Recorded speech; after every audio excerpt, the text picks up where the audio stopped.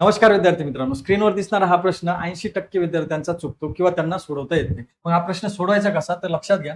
प्रश्न काय दिला? ए, बी आणि सी एकत्रितपणे एक काम 18 दिवसात पूर्ण करतात. एकटा ए हा 36 दिवसात, तर बी हा 60 दिवसात पूर्ण करतो. तर सी हा एकटा किती दिवसात पूर्ण करेल असा प्रश्न आपल्याला विचारलेला आहे. मग हा प्रश्न सोडवताना प्रश्नात दिलेल्या माहितीनुसार आपल्याला सोडावा लागतो. काय माहिती दिली? तर लक्षात घ्या. ए अधिक बी अधिक सी हे तिघे मिळून एक काम काय करतात? तर 18 दिवसात पूर्ण करतो. तेच काम एकटा ए जर करत असेल तर त्याला ते काम पूर्ण करण्यासाठी 36 दिवस लागतात आणि जर बी एकटा ते काम करायला सुरुवात करतो तर त्याला पूर्ण काम करण्यासाठी 60 दिवस लागतात. मग या तिघांचा लसावी काढला तर आपल्याला काय मिळतंय? एकूण काम मिळणार आहे. तर तिघांचा लसावी काढायचा तर सुरुवातीला कसं करायचं लक्षात घ्या. हे 60 आहे, 60 ची दुप्पट करा. दुप्पट म्हणजे 120 ला 60, 18 आणि 36 ने भाग जात असेल तर तो लसावी, नसेल जात तर तिप्पट करा. याची तिप्पट किती होईल? 180. मग 180 ला 18 ने भाग जातो का? तर जातो. 36 ने जातो का? जातो. म्हणजेच काय? 60 ने तर जाणारच आहे, म्हणजे तो त्याचा या तिघांचा लसावी. मग आता लसावी म्हणजेच 180 आपल्याला मिळालेलं एकूण काम.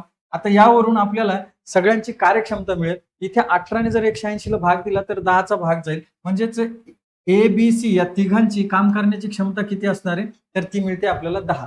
त्याच पद्धतीने ए एकट्याची कार्यक्षमता 36 पाचे 180, म्हणजे त्याची कार्यक्षमता मिळणार आहे आपल्याला 5 आणि 60 त्रिक 180, तर बी ची कार्यक्षमता मिळते आपल्याला किती? तर 3. मग लक्षात घ्या, आपल्याला विचारलंय इथे सी हा एकटा ते काम किती दिवसात करेल. आपल्याकडे ए ची कार्यक्षमता आहे, बी ची कार्यक्षमता आहे, पण सी ची नाही. पण या ठिकाणी ए, बी, सी या तिघांची कार्यक्षमता एकूण किती आहे? आपल्याला 18 आहे. त्यापैकी 10 आहे. त्यापैकी 5 आणि 3 ही कुणाची एक अनुक्रमे ए आणि बी ची कार्यक्षमता आहे. मग लक्षात घ्या, ही 10 एकूण कार्यक्षमता ही ए, बी, सी यांची आहे.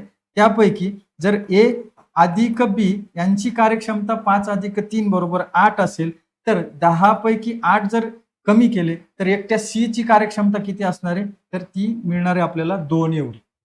मग आता आपल्याकडे एकूण काम आहे, सी ची कार्यक्षमता पण आहे. मग सी ला ते काम करण्यासाठी किती दिवस लागतील हे विचारले तर आपल्याला प्रश्नाचं उत्तर काढता येईल. मग लक्षात घ्या, सी बरोबर एकूण काम किती आहे? 180. ते काम कितीच्या कार्यक्षमतेने करायचंय? सी ची कार्यक्षमता आहे 2 च्या कार्यक्षमतेने. मग 180 ला 2 ने भाग दिला तर बे एक बे, बे 9 18 आणि बे 0 0. म्हणजेच काय? तर सी एकटा जर ते काम करत असेल तर त्याला ते काम करण्यासाठी एकूण 90 दिवस लागणार आहेत.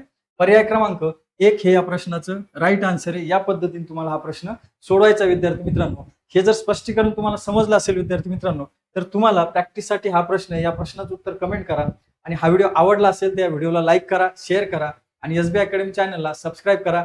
धन्यवाद विद्यार्थी मित्रांनो.